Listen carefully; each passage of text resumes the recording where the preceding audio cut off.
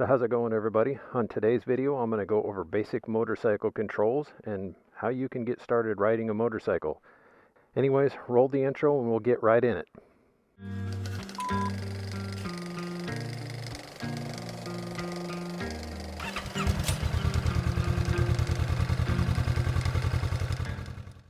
Okay, now on a motorcycle you have digital controls and you have analog controls.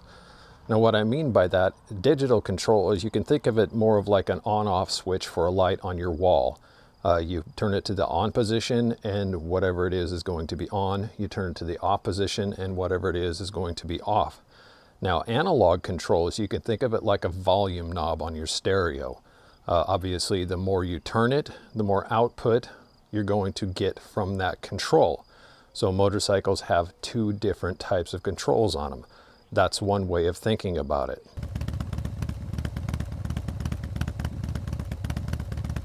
Okay, so let's start with your controls. We're going to start over here on the right side of the bike with your right foot. Basically, the only job that your right foot has while you're riding a motorcycle is to control the rear brake. Now, like I mentioned, it's an analog input, so the more you push down on the brake pedal, the more stopping power you will have on the rear brake.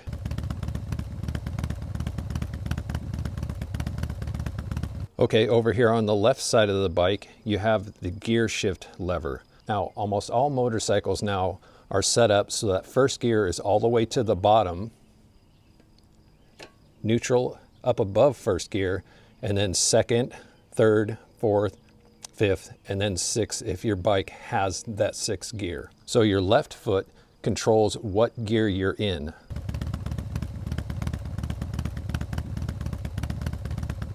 Okay, now let's talk about your right hand. On the right hand side of the handlebars, you have the throttle, which is an analog input. The more you turn, the more throttle you're applying to the engine, the faster the bike will go and the higher the rev range of the engine will be. In front of that, you have the brake lever, also another analog input. The more pressure you apply to that, the more pressure will be applied to the front brakes and the faster you will stop. Right here, this is what's known as a start switch. Okay, once you turn your key on the motorcycle and it goes through its startup procedure, you push that button right there and that will start the engine. Now this red rocker right here, this is what's known as a kill switch. Now, if you push it forward like this, that basically kills all the power to the engine and will cause the engine to stop running.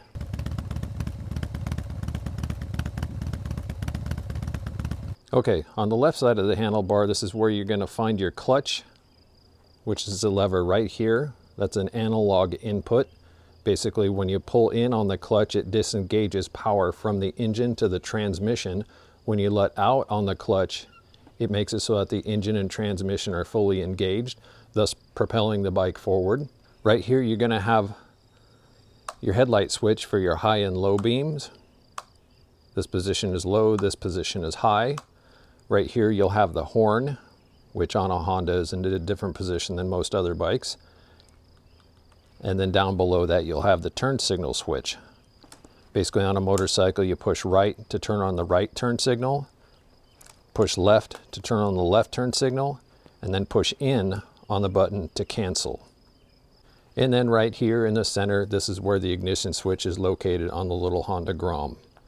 A lot of bikes usually have the ignition switch right there, basically somewhere around the gauges, in the center of the handlebar, somewhere close and easy to get to. So on this one, to turn the power on, you basically just take the key, flip it to the right, and what that does is it turns on power to the motorcycle. And you can see right here, it's got the neutral indicator on. And that tells you that the transmission is in neutral. So after you turn the key on, you basically reach over here and you push this little button and it'll start the bike.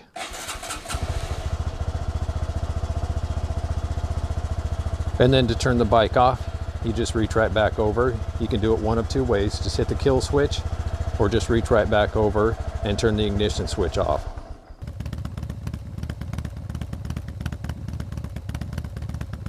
Okay, now with the motorcycle running, I can show you what basic information you can look for on your instrument cluster. Almost all motorcycles have this stuff included. Some of them don't, some of them do.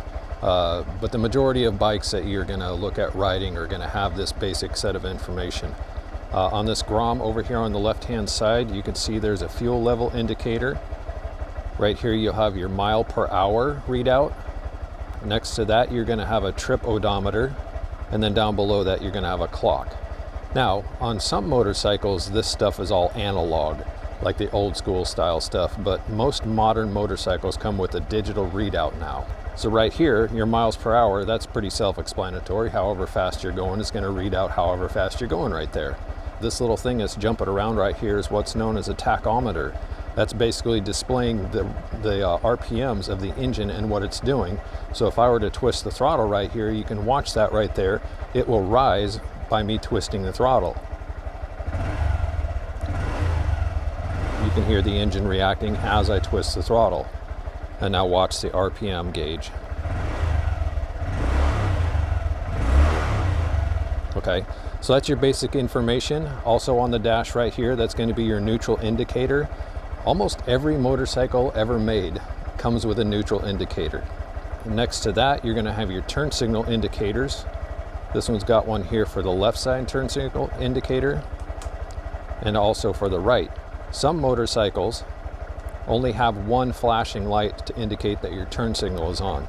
Beyond that, you also have a light on the dash that indicates your high beam is on, and then there will be several other warning indicators hidden back in behind there that you can't really see on this bike unless something goes wrong.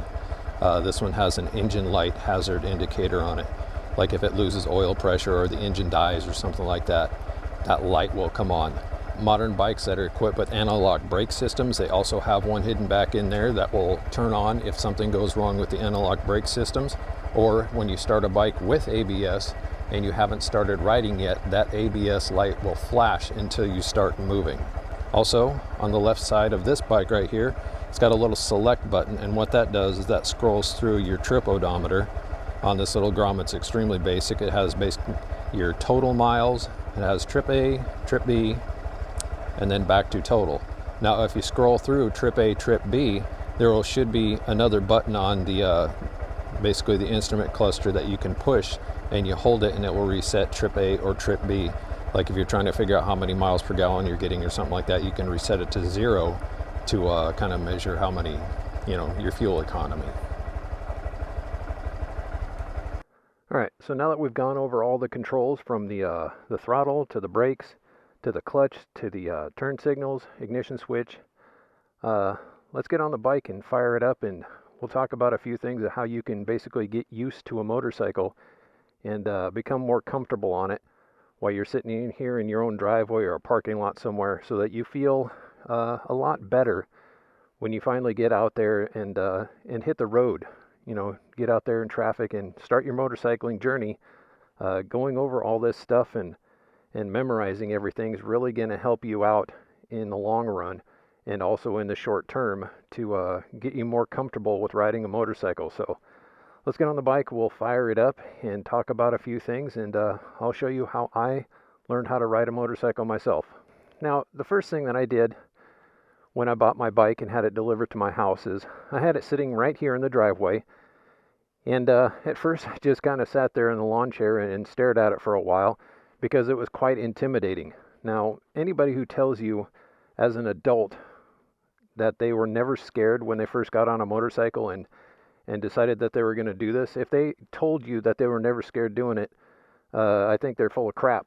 Basically, everybody, if you're smart and you have some want of self-preservation, you're going to be a little bit nervous and excited and overwhelmed all at the same time. So what I did when I got my bike to my house is I just came out here and I sat on it, and I picked it up off the kickstand, and I just kind of, I got a feel for the weight of the bike.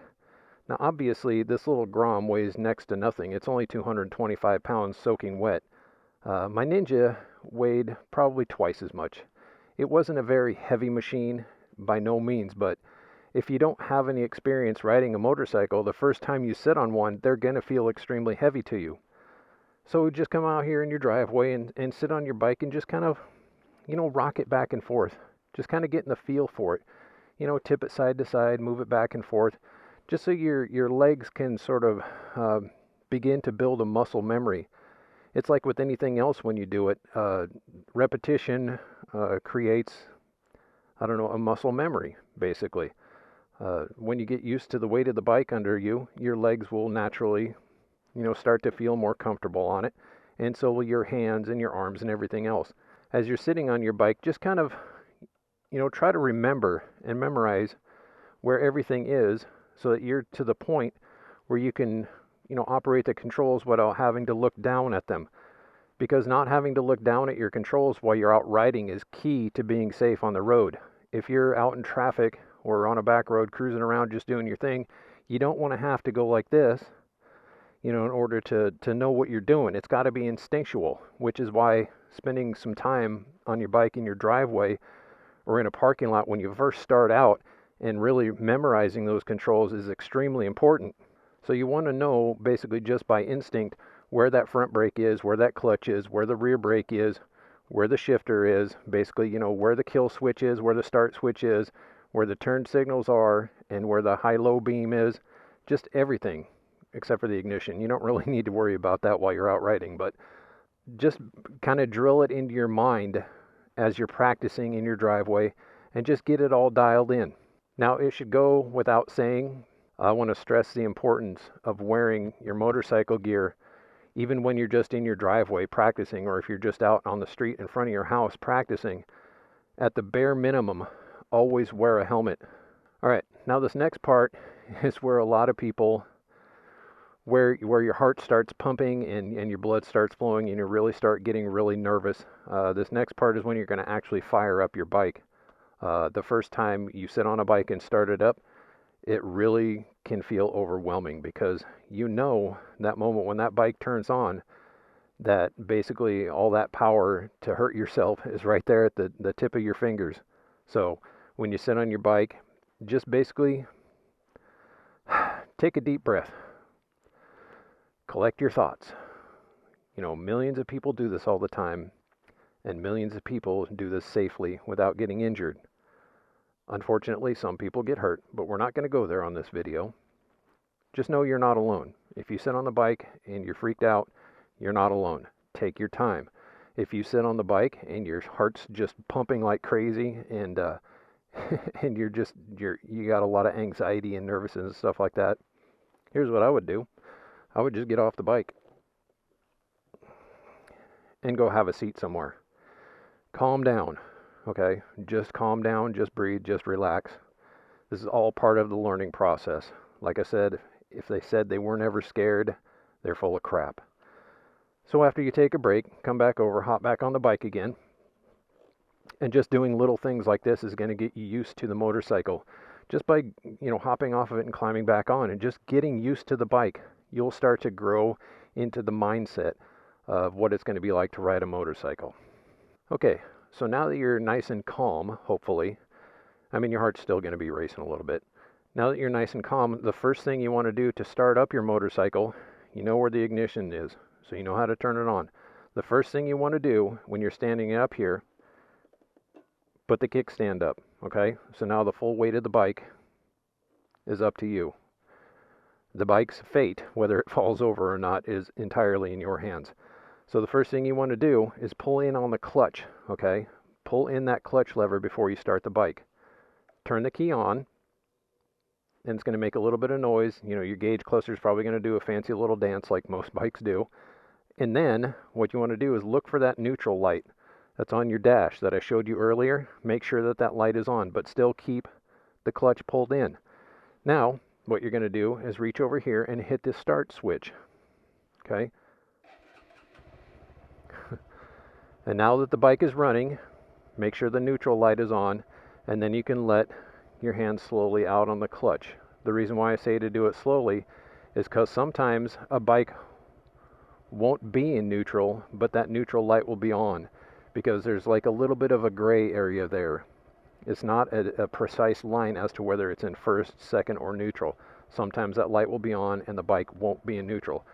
So let the clutch out nice and slow just to make sure. Now that the bike is sitting here running, you're holding it up, the power is at your hands. So the first thing that I did when I started my first motorcycle, as I sat out here and I basically I got the feel of what the throttle is, what the throttle's like. And I listened to the engine, kind of comparing the sound of the engine to how much I'm turning the throttle. Now, when a bike isn't under load, when it's just sitting here idling, the response of the RPMs of the engine is going to be a lot quicker than if it were to be actual under load and you're out there accelerating from a stop. So that throttle is going to be a little bit jumpy for you. But just sit there and kind of get a feel for it, okay? Next thing I want to do is kind of get the feel for the brakes, okay? And what I did is I basically just sat here and I would slowly squeeze in on the front brake, just kind of feeling how much pressure I needed to apply to the front brake lever to get the bike to begin to start slowing down. Okay, if you jerk in on it really fast, you're going to notice that the front of the bike will dive, just like that. Okay, if you jerk really fast, the front of the bike dives really fast. What you want to try to do is just start to apply pressure to the front brake lever as you're rolling it back and forth, and you can start to feel when that front brake starts to grab. Now the same is held true for the rear brake, but it's hard to do it while you're just sitting here using one foot. You can practice that a little bit later. Remember, on a motorcycle, most of your braking is done with the front brake, and you don't have to be afraid of flipping over your motorcycle when you're using the front brake if you learn proper braking technique. And to learn proper braking technique, you have to get the feel of what the front brake is like. And you can do that simply by sitting here and kind of feeling it when it starts to grab. Now that you've done that for 10, 15, 20 minutes, the next thing you want to do is pull in on the front brake so that the bike's not going anywhere. Then you're going to pull in on the clutch, okay? Pull the clutch all the way in. And then with your left foot, put the heel on the foot peg on the left-hand side and then click the gear shifter down into first gear. And you'll hear a little bit of a click. On some bikes, depending on how strong and powerful the engine is, the bike might actually lurch forward a little bit. Like on Harley Davidson, when you click that thing down into first, you feel it and you know it. Okay, so now we're in first gear, the neutral light is off. So if we were to let this clutch out too fast, the bike's just going to die. Okay, you can get yourself into a lot of trouble on bigger, stronger bikes that have more power by letting the clutch out. The bike can come out from underneath you, so don't do that.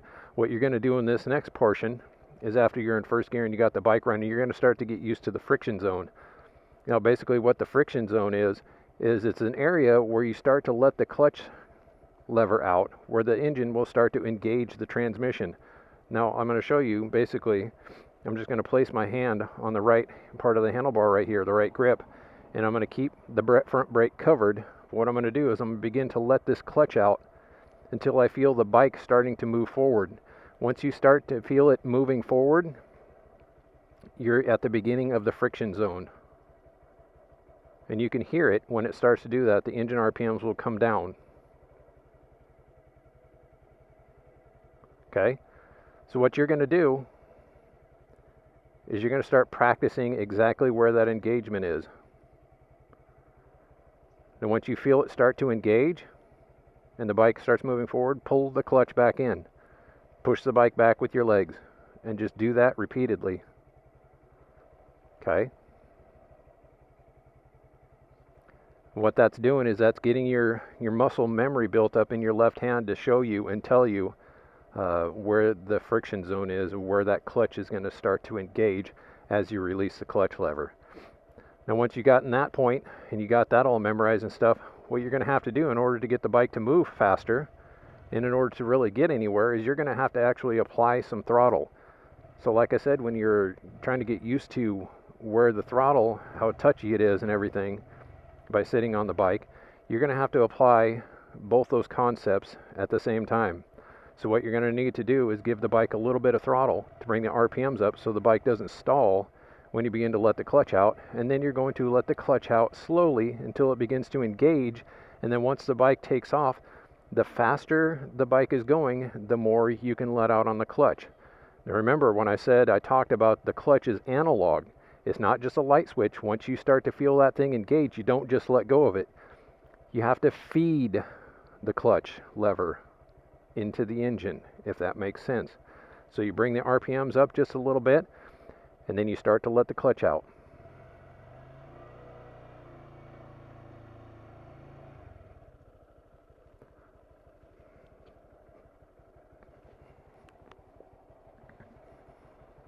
What I'm doing is I'm letting the clutch out, feeding it into that friction zone, pulling the clutch back in while releasing throttle, and then pushing back with my legs. So I'll demonstrate that one more time.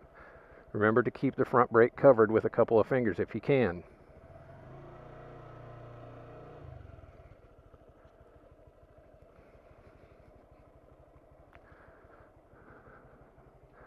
Okay, so you're going to do that multiple times. 10, 15, 20, 30, 40, 50, 100 times. I don't care however many times it takes for you to get comfortable doing that. Just do that in your driveway, in a parking lot. Get to know that friction zone and how much throttle you need to give the bike in order to get it to move.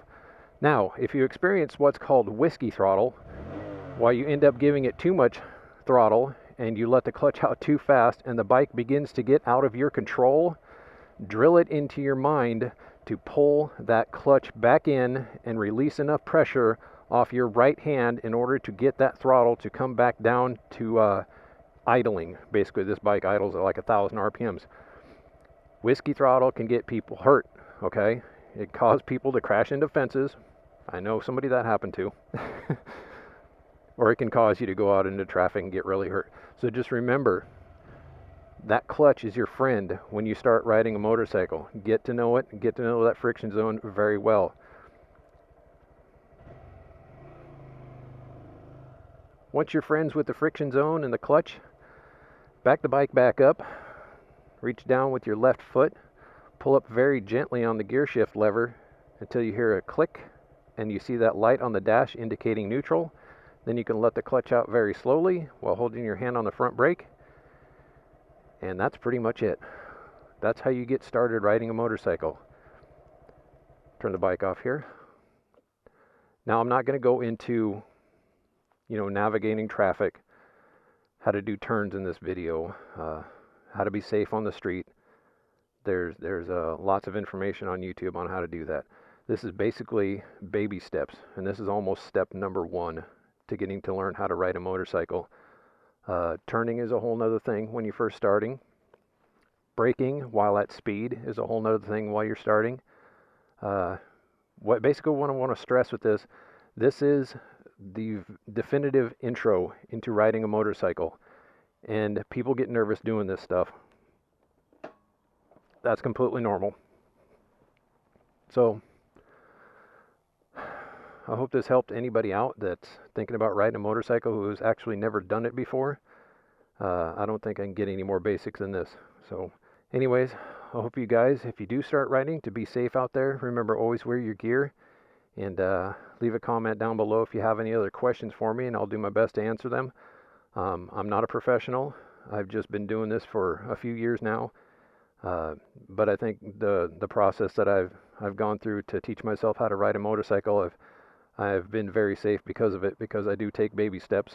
Even though I'm a full-grown man, I have no problem admitting when I'm intimidated by something, and will start at square one to make sure that I'm safe in doing whatever I'm doing. So I hope that anybody watching this video decides to do the same practices. One thing I will suggest, there are a few channels on YouTube that you can go watch that are very helpful to learn how to ride a motorcycle. The first one is MC Rider. That guy's got a lot of good advice out there. And then the next one is a channel called Moto Jitsu. Greg over there, he's really put in his work. He hasn't even been riding, all that long compared to a lot of other people, but that guy's just incredible on a bike. So go check out their channels. If you have any more concerns or questions that require more technical explanation than what I can provide here, please go watch their stuff. They're invaluable. And once you get beyond that point, when you're out there, starting to ride and everything, and you want to know like the best ways to avoid accidents or even how to respond to the scene of an accident, if you're out riding with your buddies and stuff, go check out Dan the Fireman. He does a lot of breakdown videos about, you know, motorcycle crashes and how they can best be avoided. So go watch his stuff too. But remember to always come back to my channel, because I will be dropping videos like this, explaining things from the very beginning, because a lot of people skip, you know, the very beginning when they try to teach somebody something. So anyways, everybody, thank you for watching the video. Once again, thank you for all my subscribers being here for me. And everybody that comments, remember to hit that like button, hit that subscribe if you haven't already, and leave a comment down below, because it really helps me out. And I enjoy making content for you guys. So until the next video, everybody ride safe, and we will see you later.